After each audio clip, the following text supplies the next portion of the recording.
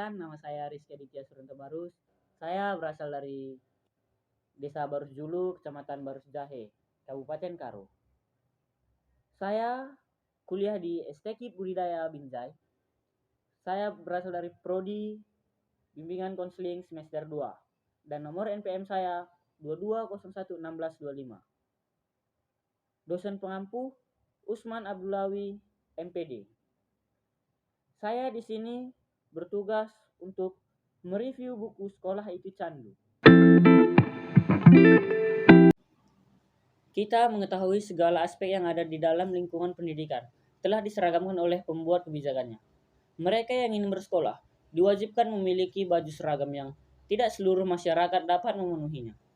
Menjalankan kurikulum yang sudah ditetapkan, yang dipaksakan untuk sedemikian rupa dengan keinginan pembuat kebijakan, serta berbagai macam tuntutan yang harus dan memang dipaksakan, dipenuhi oleh masyarakat di negeri ini. Menikal pendidikan dalam banyak kasus dengan segala sudut pandang masing-masing, wilayah dan pada tatarannya masing-masing memang tidak habisnya. Dan apakah serius? Itu serius. Hanya untuk membahas pendidikan. Memang zaman sudah sedikit berubah pada ranah kewaktuannya. Terlebih dengan adanya teknologi yang memungkinkan kita dapat mengakses materi-materi di sekolah. Belahan dunia maupun dan tidak ketinggalan beberapa muka dengan para pakar yang menggeluti bidangnya masing-masing. Di bab 1, buku ini mengajak kita mundur ke belakang jauh. Lebih ke belakang lagi, tepatnya di zaman Yunani kuno yang menginstrumentasi kata school. Rome mencoba membedah kata sekolah. Lewat cara demikian, ia menggunakan pendekatan historis bahwa sekolah atau school harifah mempunyai arti waktu luang atau waktu senggang. Dan di bab 2, berisi contoh-contoh sekolah yang berbeda di dalam negeri maupun di luar negeri. Kondisi universitas yang menjadi contoh tertentu berbeda saat buku ini ditulis dan diterbitkan. Di bab 3 dan 4 hanya berupa cuci mata penulis dengan seragam anak sekolah dan sampilan. Gagasan Polio Friends yang tertentu berubah pembahasan sehingga saya langsung mengulas ke bab 5.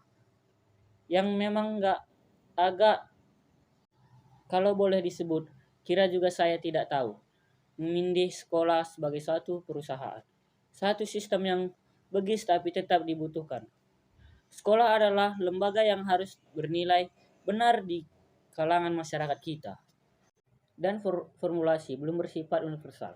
Apapun istilahnya, semua orang akan menjawab sama. Sekolah bertugas mendidik masyarakat agar memiliki karakter, pengetahuan, dan keterampilan.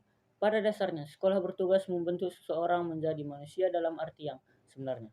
Secara utuh, karena ketiga aspek utama, karakter, pengetahuan, keterampilan, merupakan aspek khusus kemanusiaan yang membedakan kepribadian seseorang dengan makhluk lainnya.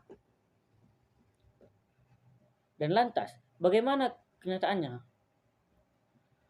Dulu mungkin sekolah pernah berperan begitu penting dalam menentukan nasib seorang anak manusia. Apakah ia akan menjadi makhluk yang disebut manusia atau tidak?